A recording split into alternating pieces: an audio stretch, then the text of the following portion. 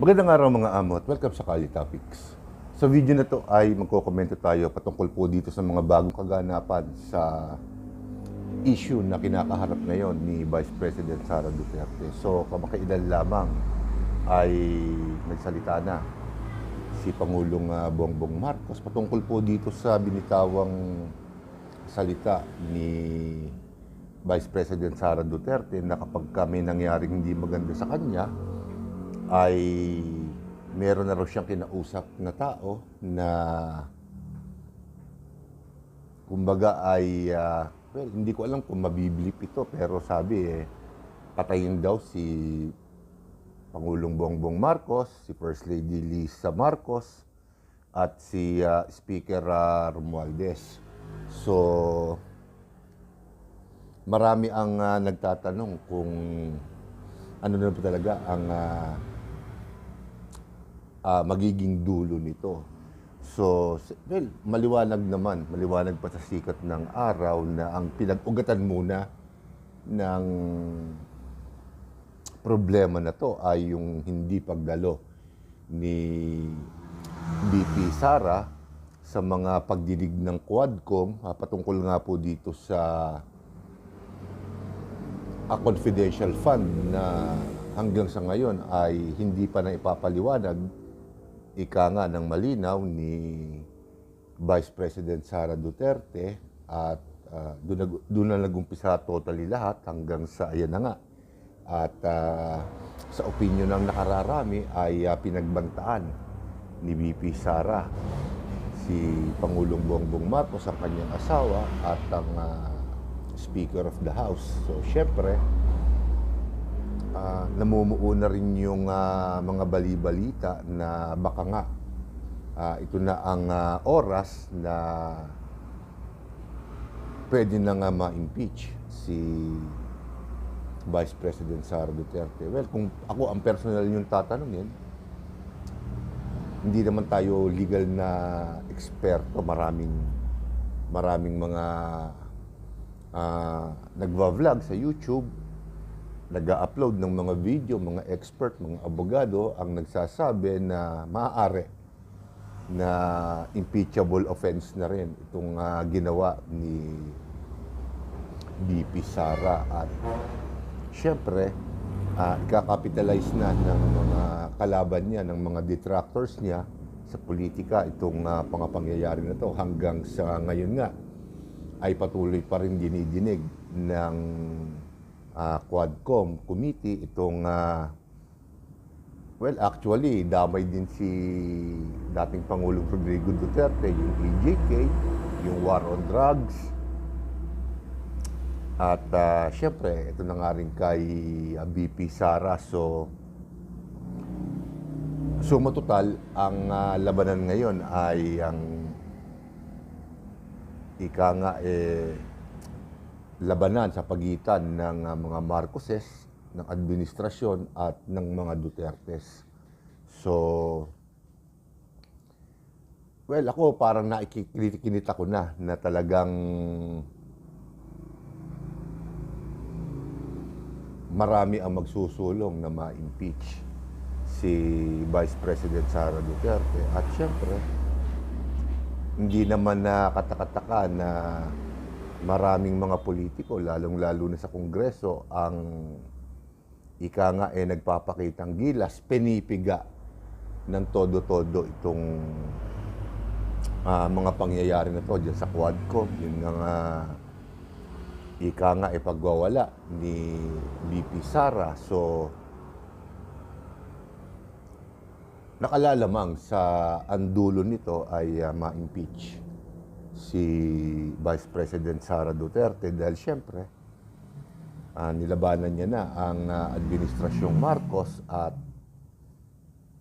nagbigay na nga ng sarili niyang pahayag si Pangulong Bongbong Marcos na hindi niya hahayaan na magpatuloy pa itong mga pangyayari na to at i-address na niya ika nga itong problema na to. So ano ibig sabihin nun? Di syempre, gagamitin na ni Pangulong Bongbong Marcos ang lahat ng legal o illegal na pamamaraan para ika nga mawala na sa problema niya si Vice President Sara Duterte. Pero kani-kanina lang, hindi lang natin alam kung kumpirmado, kung totoo, na di umano ay nagbigay ng utos si Pangulong Bongbong Marcos na wag nang ituloy o wag nang iporsige itong impeachment case laban kay BP Sara. Kay Taberna yata, doon lumabas yung di umano ay pahayag. At maraming mga reporters na nagtatanong dito sa mga personalidad sa Quadcom, kay Speaker Romualdez, kung talaga bang binitawan ng Pangulong Bongbong Marcos itong utos na to sa kanila. At syempre, deny to death muna sila. Pero alam naman natin na ang labanan sa politika, syempre, hanggat nakakakita ka ng butas, ika nga, di ba, yung butas kung maliit, pinaluluwang. Itong pangyayari na to, itong problema na to ni BP Sara, hindi mo na kinakailangang palakihin dahil sa nakikita ko, mukhang talagang mismong si Vice President Sara Duterte na ang nagpapalaki ng problema niya. Hanggang sa mga oras na to, nag-live stream siya at nagbibigay siya ng kanyang mga akusasyon laban sa mga Marcoses. May mga hamon pa na willing siyang psychiatric test, neurotest, pati drug test. Pero ang hamon niya, lahat daw kailangan sumailalim din sa ganung pagsusuri. Dahil siyempre marami ang nag-aakusa kay BP Sara na medyo loose na ang mga tornilyo. At sinabi rin naman ni dating Senador Antonio Trillanes na baliw o siraulo si BP Sara. Well, alam nyo, kung ikaw ay nakapanig kay BP Sara, mahihirapan ka talagang ipagtanggol siya dahil alam naman natin si Vice President Sara Duterte, ang mga Duterte talagang walang tigil ang bunganga. Pero may nakakalimutan tayong itanong, siyempre, sa ating mga politiko. Lalo na kay BP Sara. Siyempre, ang tanong ng marami dyan, basic na tanong, totoo ba talaga na ibinulsa ni BP Sara itong confidential fund na to? Sabi, around 600 million yata. So, magpasa hanggang ngayon, hindi pa rin niya yan masasagot. Kaya nabubutasan pa siya lalo ng malaki ng mga kongresista sa Quadcom. Alam niyo, kung ako si BP Sara, siguro dapat sagutin na niya. Hindi ba, para ika nga matapos na. Siya na rin naman ang nasabi gusto niya nang matapos yan. Kung talagang sadyang gusto niya nang matapos yan, sagutin niya. Hindi ba?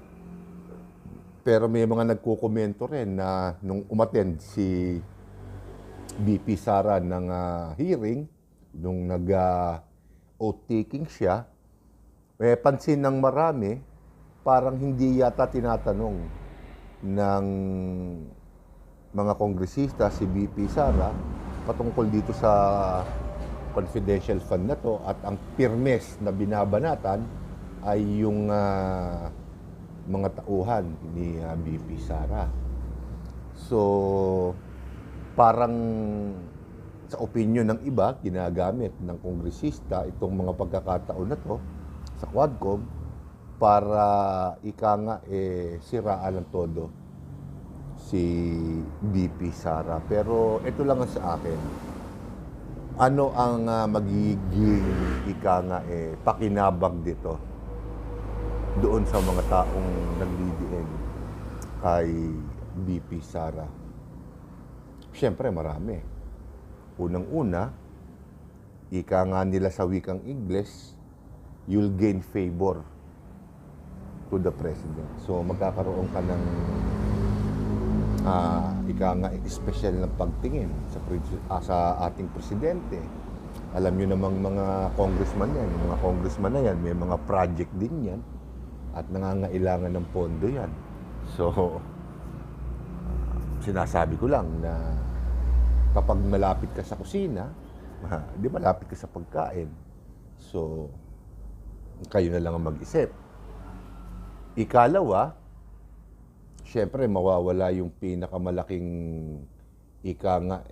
tinik sa kanilang lalamunan. Mawawala yung pinakamabigat na makakalaban o mamanukin ng administrasyon sa 2028 national election.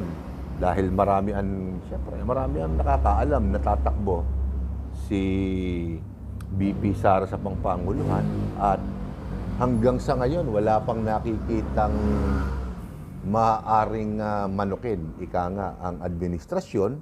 Sabi si Speaker Romualdez, pero hindi mananalo si Speaker Romualdez unless kumandadaya, di ba? Gagamitan ng puwersa, gagamitan ng pera, may tsansa. May mga nagsasabi naman, although chismis, na ang mamanukin daw ng administrasyon ay si Senator Raffy Tulfo. Siyempre dahil popular si Senator Raffy Tulfo, at kung hindi nyo napapansin, magpasa hanggang ngayon ay wala siyang masyadong komento patungkol po dito sa issue ni Vice President Sara Duterte. Magkaroon man siya ng pahayag ay maikse at playing safe Dahil siyempre, kung ikaw si Senator Tulfo, ayaw mo rin namang magalit sa'yo ang mga supporters ni Sara Duterte, ng mga Duterte. Malaking bagay yun.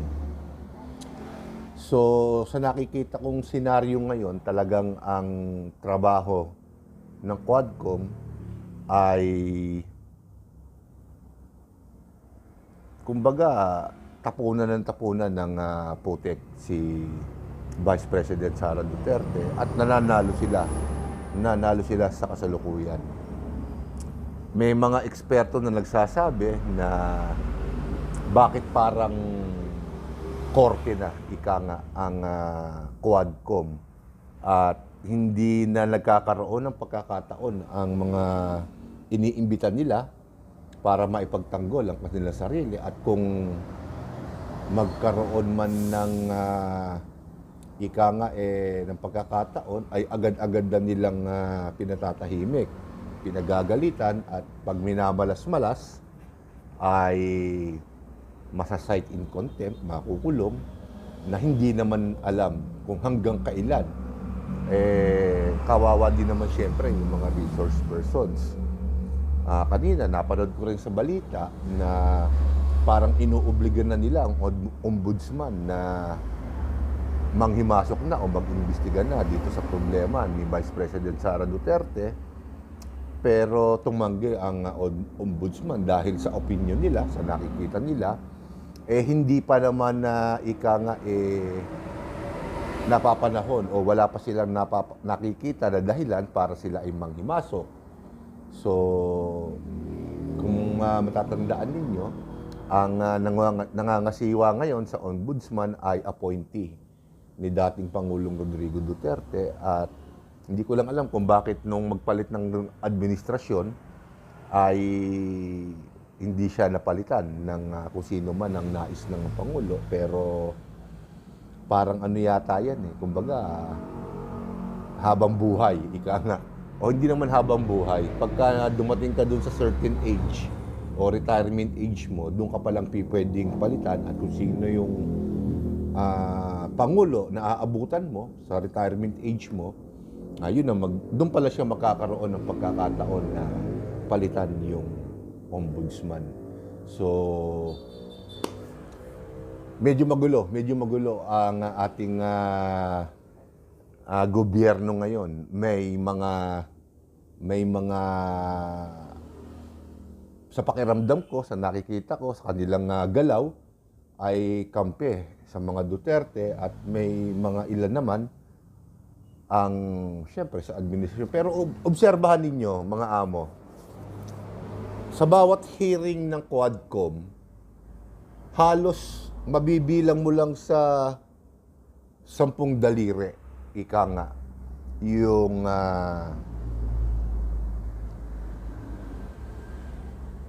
yung mga kongresista na nandiyan, hindi na sila napapalitan.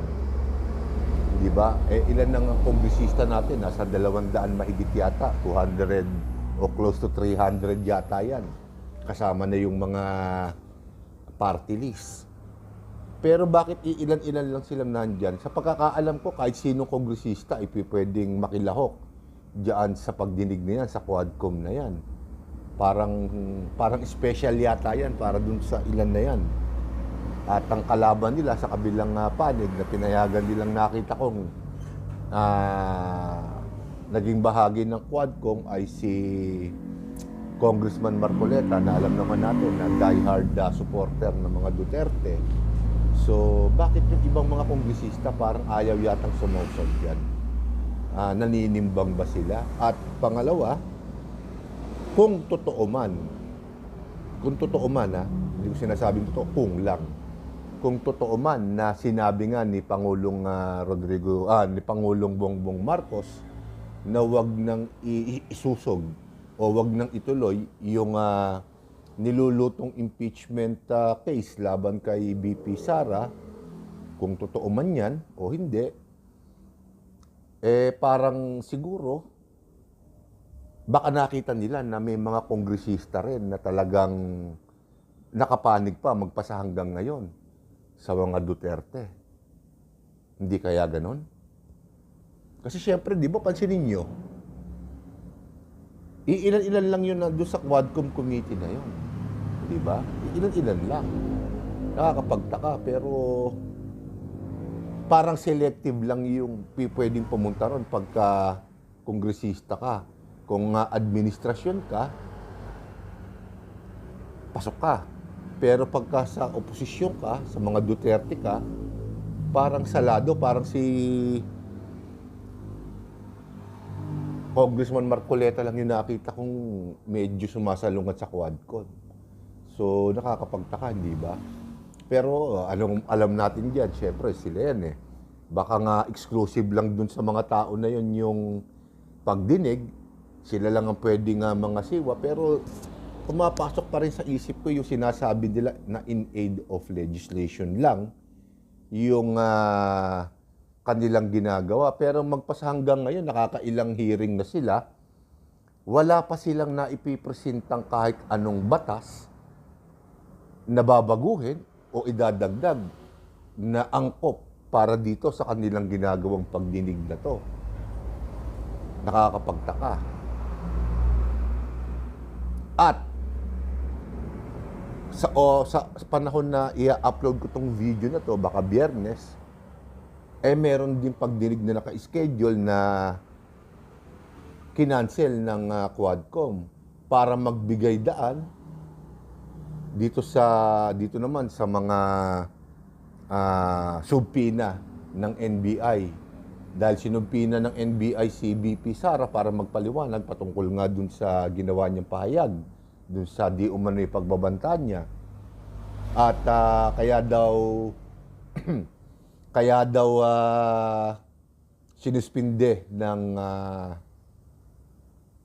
Quadcom yung kanilang pagdinig ngayon o sa Biyernes ay para mawalan ng dahilan si BP Sara na ikatwiran na hindi siya makakapunta sa itinakdang araw ng NBI dahil merong Quadcom hearing. So kaya sinuspindi yung Quadcom hearing para mawalan ng dahilan. So doon pala magtataka ka na. Kung hindi ito well orchestrated, kung wala nagsasabwatan para ibagsak si BP Sara, bakit bigla-biglang nagbigay daan, ang Quadcom? Sumobra naman yata ang galang nila. Pero kapag may isang resource person na hindi dumalo dahil may medical condition na inaasikaso o may problema sa kanyang kalusugan, agad-agad pinapatawan nila ng parusa. Pero kapag papabor sa kanila, dahil siyempre alam naman ng marami na parang nakikita ng marami na sinisiraan si BP Sara, okay lang sa kanila magsuspinde. Pero pagka hindi pabor, may problema ka. Magkaka-penalty ka. Masa-cite in contempt ka. At saka, yun nga, bakit parang gumagalaw na sila na parang korte na talaga? Di ba? Pagka hindi ayon sa gusto nila, o hindi ayon dun sa impormasyon na nahahawakan nila, sinasabi nila sinungaling. Sinungaling ka, sinungaling ka. Ito ang hawak namin. Korting-korte na sila, pero ang kaibahan lang nila sa korte, sila na ang may hawak ng katotohanan. Kung sila din lang naman yung may hawak ng katotohanan, basahin na lang nila. Tapos, yung aakusahan nila ng sinungaling, kasuhan na nila para mahawakan na ng korte yan. Di ba? So, nagiging talagang napakatagal na palabas na ika nga. Nang dahil lang sa confidential fund, marami pang pondo ang gobyerno na magpasa hanggang ngayon, hindi natin nakikita. Lalong-lalo na yung pondo ng mga kongresista na inaprubahan yung susunod na taon na budget natin. Yung mga kongresista na yan, sino ang mag-o-audit sa kanila? Sino ang susuri ng kanilang mga pondo? Parang wala yata ako na nababalitaan na ahensya ng gobyerno sa Kongreso na may mag-o-audit sa kanila. So, alam nyo, lahat yan, ang pinagmumulan, una, kapangyarihan, ikalawa, pera. Pag hindi sila magkakasundo dyan, ayan, kakaproblema. Pag hindi ka sa administrasyon, yari ka sa mga kakampi ng administrasyon. Katulad lang din nung nakaraan kay dating Pangulong Rodrigo Duterte, di ba? Pag hindi ka parte ng administrasyon, yari ka. Pagtutulong-tulong ka. So, bumaliktad lang yung sitwasyon. Ngayon na ang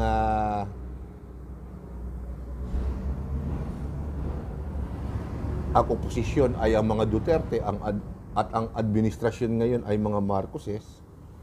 So, ang inuusig ngayon ang mga Duterte at yung mga tagasunod nila. So, nagpapaulit-ulit lang ang senaryo natin sa bawat administrasyon na lumilipas. Wala ng trabaho ang ahensya ng gobyerno na natatapos na pwedeng makatulong sa ating mga maliliit na tao. Puro pagpapasikat na lang. Nakakalungkot, nakakalungkot. At siyempre, itong ating maliit na espasyo na to ay, kumbaga, ano lang ang palagay ng mga katulad nating pangkaraniwang tao. Siyempre, meron din naman may mga vloggers din naman na mga eksperto, marunong sa batas. Nahihimay nila bawat yugto nung pagdinig na yan. Anong mga batas, ano ang mali. Pero siguro, hindi mo naman masyadong kailangan ng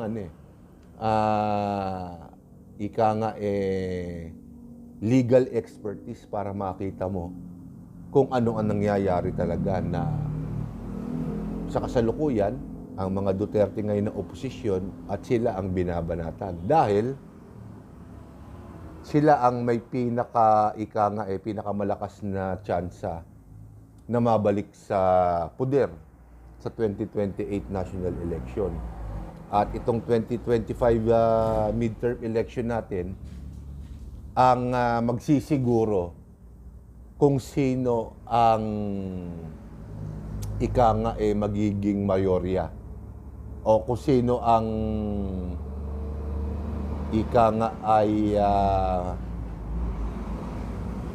mananaig.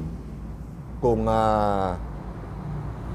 dadami pa ba ang para sa mga Duterte sa Kongreso o baka madodominate uli nila. Tandaan nyo, nung kumandidato si BBM at si Inday Sara nung 2022 national election, super majority ang nahawakan nila both Senate at Congress. Pero ngayong nagkahiwalay na sila, hindi natin ngayon madetermina kung ilan ba sa Senado At sa Kongreso ang para kay Duterte at kay Bongbong Marcos. Alam natin yung mga usual suspect sa Senado. Sa Kongreso, hindi natin alam kung ilan dyan ang tabing ni Sara at tabing ni Bongbong. Kaya siguro may lumabas na di umano ay utos kay galing kay Pangulong Bongbong Marcos na wag nang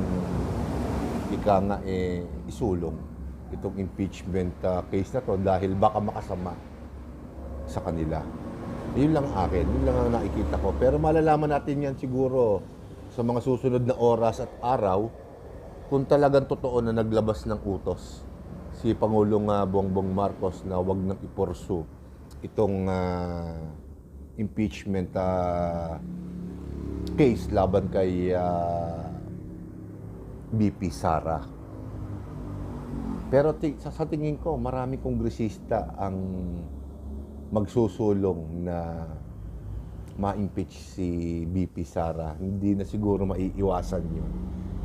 Lalong-lalo na, siyempre, napahiya tayo sa buong mundo. Nabalita yan na pinagbantaan ng Vice President ng Pilipinas, ang Presidente ng Pilipinas.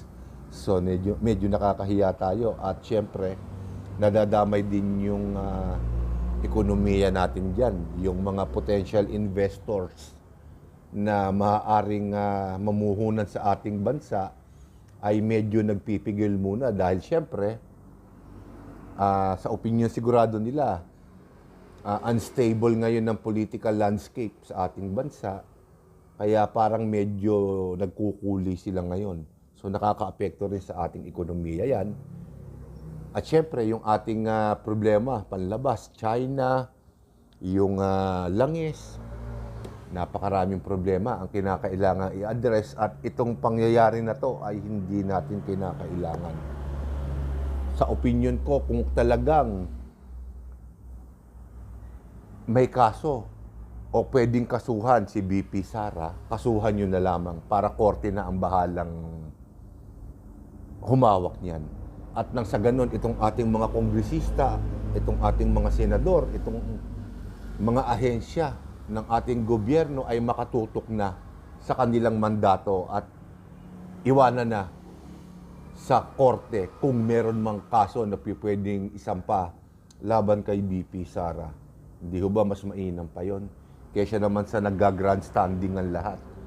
At may mga tao, maliliit na tao na katulad natin na naiipit at nadadamay dito sa sarswela, sa palabas na, siyempre maraming tao na aaliw, pero buhay ng tao ang nadadamay. Diba? Dahil lamang sa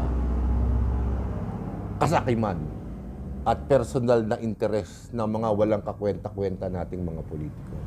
So dito ko muna tatapusin ang video na to mga amo at patuloy nating susubaybayan ang mga pangyayari dito sa Quadcom na to kung kailan matatapos at kung makakasuhan na si BP Sara o mai-impeach. Tingnan natin. So maraming salamat po mga amo at magandang araw po sa inyo.